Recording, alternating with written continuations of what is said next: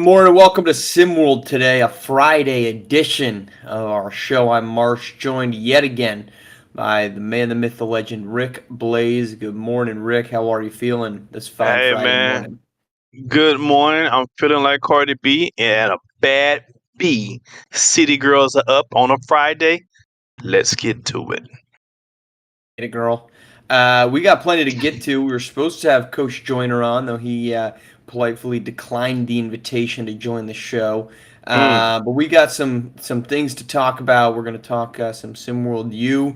We're also going to do EM giveaway part two. Announce our winners from yesterday, and we're going to start though with Thursday Night Football, where the Jets finally put away and made the Patriots look like the Patriots we expected, 24-3, a game in which the Patriots could not move the football to save their lives. 98 yards passing from Jacoby Brissett. He was constantly under pressure. We did get the Drake May introduction. He went 4 of 8 for 22 yards. But the Jets dominated through a defense that we finally expected to look like that, and the Patriots looked like the team, Rick, that we expected at the beginning of the year. Yeah, and I'm sure the Jets fans, Jets, they're all up in arms. They're thinking Super Bowl of us. Pump your brakes. Not so fast. They needed this win in the worst way. Aaron Rodgers did look good. Well, but this Jets, I think this says more about the New England Patriots. They were anemic on offense. They had no offensive identity. Brissett couldn't get off the schneid. Ramondre couldn't get off the schneid on a running game. They have no offensive identity. They looked terrible. So I think the Jets look good, but New England looked more terrible. That made the Jets look great last night. I still don't have them until Rodgers can prove he can stay upright for a long period of time. That's their best chance. But just pump your brakes, Jets fans. They are not Super Bowl bound just yet. They have a lot of more work to do before we start having those conversations. Yeah, the Jets moved to 2-1 temporarily atop the AFC East. That'll be dependent on the Bills and Jaguars game, though. By the way, that Jacksonville squad has looked for the first 2 weeks. Could very well be a 3-0 start for Buffalo. Watching that game yesterday, and this happens when teams are completely mismatched. The score is going to tell you this game was close. It was not. It was not a competitive game at all. But when you watch a team that is overpowered, overwhelmed, and under talented, there's just this sense of inevitability. And that's what it was like watching the New England Patriots on offense yesterday. At no point when they were moving the ball did it ever feel like this is sustainable. They had one drive to start, I think it was starting the third quarter, where they had back-to-back holding calls on their rookie left tackle. On that possession, they actually, prior to the first holding call, they had a completion to their tight end. I think it was Austin Hooper. Got them down to like the 3-yard line. Yeah. That gets called back, and then it's another hold on the following play, and then their punter just starts shoving his hands in his mouth, which was weird. But they end up having a punt, and they had the ball potentially at the third. Now it was the right holding call. I'm not denying that, but that was the only time the Patriots felt any sense of offense. Every single Yeah. time Brissett dropped back, it was just like, well, I wonder how this play's going to end because it's not going to be a first down. It was brutal to watch. The Thursday night football critics are going to say this is why we don't do Thursday night football. I'm going to tell you this is why the New England Patriots shouldn't be on primetime. I understand the league wants to put every team at least once on primetime television. I don't think we need to do that. I think some teams were okay with not having on primetime television. Patriots chief among them. Add the Panthers to that list. But Absolutely. this game was just, I found myself on my phone more than I found myself watching this game, and that is the ultimate descriptor of this game is not entertaining. And at no point did it feel like, oh, I need to tune in right now because this game is going to be fun to watch. It was not. Yeah, and there was a point where you saw a little bit of a disagreement between the coach for the Jets and Aaron Rodgers. And I thought that was for sure going to be a story. But the way the Jets just dismantled the rest of the team for the rest of the game, it's kind of swept right under the rug. It's a no, when winning heals and cures and covers all. And that's exactly what happened. And New England doesn't need to be on prime time. Drake May got in late. He's not ready either, especially with that offensive line. Number 70 got his lunch taken, stolen, beaten for him every single play for the Patriots. That's his first time playing left tackle. He's not naturally a left tackle, and it showed. He got his lunch ate up for him in his face all night last night. Yeah, the both Saleh and Rogers, they quoted that one as a Jets roll. Excuse me, no, that's just a headline. It's a terrible headline. They laughed off the hug or the hug attempt. Rogers said he was not in the mood for a hug as they were up 2 scores at that point. But yeah, look, solid playing for his job, coaching for his job at this point. Jets move to 24 or move with a 24-3 win to 2-1. All right, let's head to SimWorld U. Let's start with Cooper King Cross, who is making a move of himself as he's going to head over to the shooting guard position for the Maryland Terrapins in the upcoming season. That has been announced by the team. Good move, bad move, as we see a different positional opportunity here for Cooper King Cross. It's a nothing move. It means nothing. I mean, King and Cross is a scorer. It don't matter. Point guard, shooting guard, crossing guard. It doesn't matter what Cooper King and Cross. You put him in a guard position and give him the ball, my brother, he is going to score. He has that type of ability to score at any point in time, kind of John Wallish, kind of Allen Iverson-ish.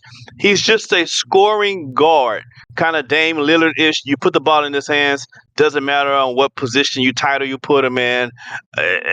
He's a scorer. This is much to do about nothing. They could have put him as in the lineup as a freaking whatever, put the ball in Cooper King across his hands, and then get out the way and watch him work. You're right. This doesn't matter. Cooper King Cross is Cooper King Cross. I mean, it's like trying to say that LeBron James is a power forward or a small forward. It's like saying Kobe Bryant's a shooting guard or a small forward. It's like saying Steph Curry's a point guard or a shoot guard. It doesn't matter. Cooper King Cross is he and of himself. That is it.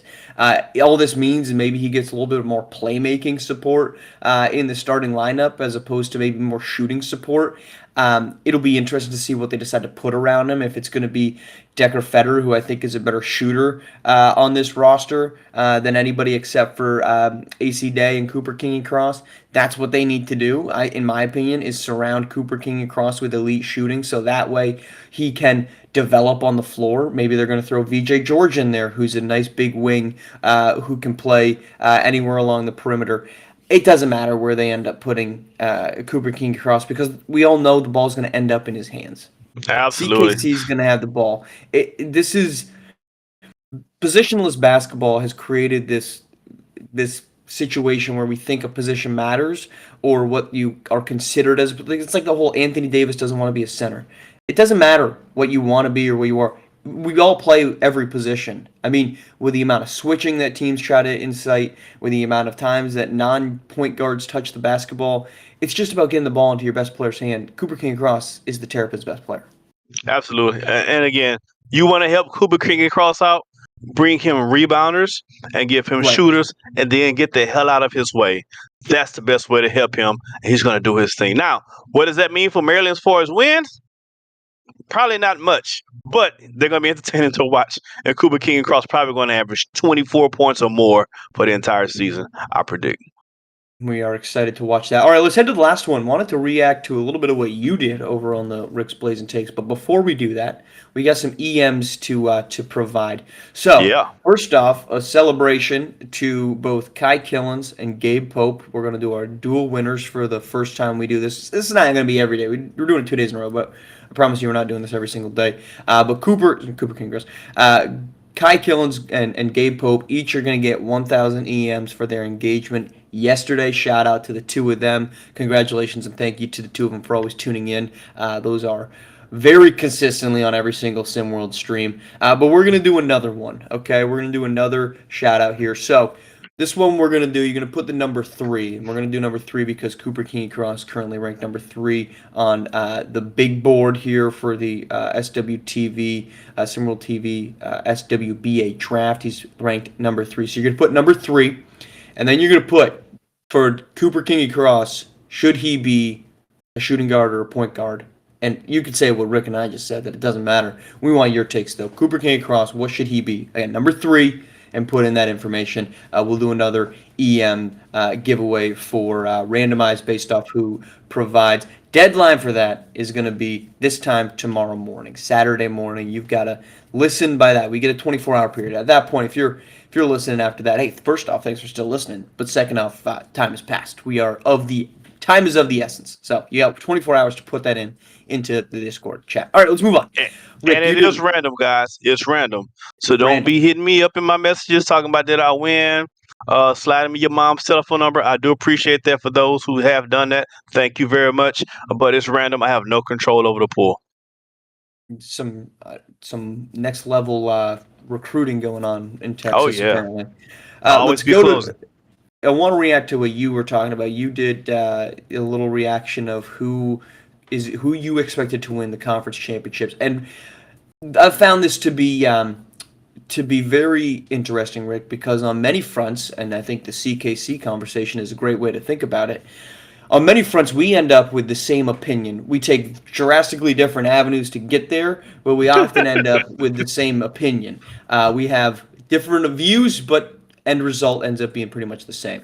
There was a couple discrepancies that I did want to chat about on your reaction and your prediction for the SimWorld U Conference Champions. I want to start in the Big Ten, where initially we were spot on, and you said, I'm going to deep cut this and go Illinois. I don't think people are going to do it. And here I was listening, thinking, I think the exact same thing.